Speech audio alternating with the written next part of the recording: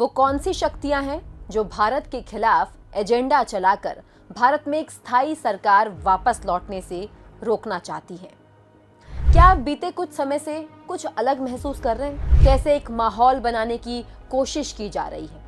जी हाँ, भारत के खिलाफ वाला माहौल। क्या आप देख रहे हैं कि कैसे आए दिन अंतर्राष्ट्रीय स्तर पर कुछ विशेष माहौल बनाया जा रहा है, जिसके तहत भारत विरोधी खबरें, भारत विरोधी आवाजें, भारत विरोधी प्रोटेस्ट, ये सब कुछ बड़े स्तर पर चलाया जा रहा है।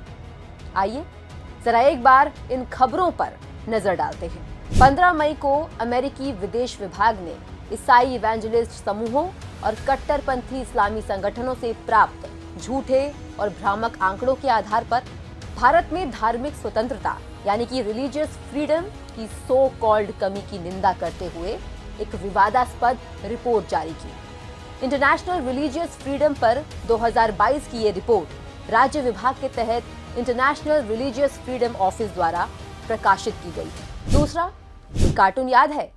जर्मन मैगजीन डेर स्पीगल के जरिए भारत को चीन के मुकाबले नीचा दिखाने की कोशिश की गई।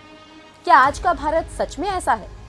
कहीं से कहीं तक भी नहीं। ये तो सिर्फ बदनाम करने का जरिया है। कुछ दिन पहले खबरों में ये बात सामने निकल कर आई थी कि कैसे तुर्की पाकिस्तान में पत्रकारों की एक ऐसी सेना तैयार की गई है जो भारत के खिलाफ अभियान चलाती है। OIC यानी ऑर्गेनाइजेशन ऑफ इस्लामिक कोऑपरेशन ने बिहार, फिर पश्चिम बंगाल, फिर देश भर के अन्य हिस्सों में रामनवमी के जुलूस के दौरान हुई हिंसा पर गहरी चिंता व्यक्त की थी। वॉल स्ट्रीट जर्नल ने मोदी सरकार के खिलाफ पूरे पेज का विरोधी विज्ञापन छापा, मोदीज मैग्निट्स्की 11। कुछ दिनों पहले ऐसे ही एक अमेरिका स्थित NGO ह्यूमन राइट्स वॉच ने वेस्टर्न नेशन से कहा कि वो अपने सप्लाई चेन के लिए केवल चीन पर निर्भर रहे, भारत पर नहीं। अमेरिकी पत्रिका द अटलांटिक ने अपने वैश्विक दर्शकों के सामने भारत के बारे में भय फैलाने का काम करते हुए ये आरोप लगाया कि PM नरेंद्र मोदी के शासन के दौरान भारत की धर्मनिरपेक्ष और समावेशी लोकाचार को क्षति पहुंची है। न्यूयॉर्क टाइम्स ने एंटी मोदी फूड रेसिपी छापकर मोदी सरकार के कार्यकाल का और हिंदुओं का अपमान किया। कुछ दिनों पहले जॉर्ज सोरोस ने भी भारत के डेमोक्रेसी और PM मोदी पर निशाना साधा था। और कुछ दिन पहले BBC की एक डॉक्यूमेंट्री आई थी जिसमें 2002 के दंगों का मुद्दा उठाया गया था। वैसे ही Amnesty International, USCIRF, BBC, IAMC और तमाम वेस्टर्न शक्तियां भारत के खिलाफ फुल फोर्स से बाहर आ गए हैं। कैसे एक तय पैटर्न के आधार पर विश्व के सामने अंतर्राष्ट्रीय स्तर पर भारत को बदनाम करने को लेकर षड्यंत्र रचे जा रहे हैं। और अब इसमें ट्विटर के पूर्व CEO जैक डॉर्सी भी शामिल हो गए हैं, जो भारत को अपमानित करने में कोई कसर नहीं छोड़ी। इस महीने PM मोदी अमेरिका का दौरा करने वाले थे, लेकिन उससे ठीक पहले राहुल गांधी भी अमेरिका पहुंच गए और देश विरोधी कई बयान दिए। इसी बीच IAMC यानी इंडियन अमेरिकन मुस्लिम काउंसिल ने लेटर लिखकर PM मोदी के विजिट के दौरान जोई बाइडेन द्वारा दिए गए स्टे डिनर इनविटेशन को रद्द करने की मांग की।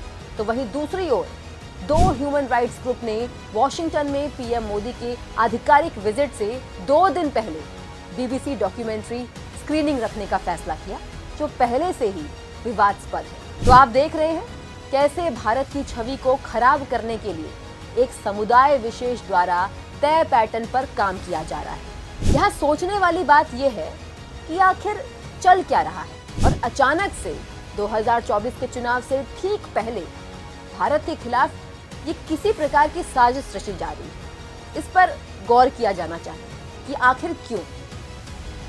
जहां एक और भारत की अर्थव्यवस्था टॉप 5 देशों में से एक है, GDP में जहां भारत ने रिकॉर्ड वृद्धि दर्ज की है, जहां पूरी दुनिया भारत के प्रभाव की सराहना कर रही है, ऐसे में इस प्रकार के भ्रम पैदा करने के पीछे आखिर कौन सी शक्तियां काम कर रही हैं? क्या ये भारत के बढ़ते प्रभाव को कम करने की साजिश नहीं लगती? लगता तो कुछ ऐसा ही है। बीते 9 सालों से भारत में एक पूर्ण बहुमत वाली स्थायी सरकार है और एक मजबूत सरकार ही एक मजबूत राष्ट्र की नींव रख सकती है। ऐसे में ये साफ जाहिर होता है कि अंतर्राष्ट्रीय स्तर पर कायम शक्तियां ये नहीं चाहती कि भारत में एक स्थिर सरकार हो। आज मोदी सरकार के नेतृत्व में आगे बढ़ रहे भारत के जज्बे को दुनिया सलाम कर रही है। पीएम मोदी की लोकप्रियता विश्व नेता के रूप में तेजी से बढ़ रही है। तो ये साफ नजर आता है कि कैसे एक तय पैटर्न के जरिए भारत को अंदर ही अंदर तोड़ने की साजिशें चल रही हैं। जैसे जैसे हम 2024 के चुनावों की ओर बढ़ रहे हैं, वैसे वैसे हमले और ये मनगढ़ंत इल्जाम और बढ़ेंगे। भारत विरोधी ताकतें जो भारत पर हमला करना चाहती हैं, जो नहीं चाहती कि भारत में एक स्थिर सरकार हो, जो मोदी का विरोध करती है, वो 2024 के आते आते अपनी गतिविधियों को और बढ़ा देंगी।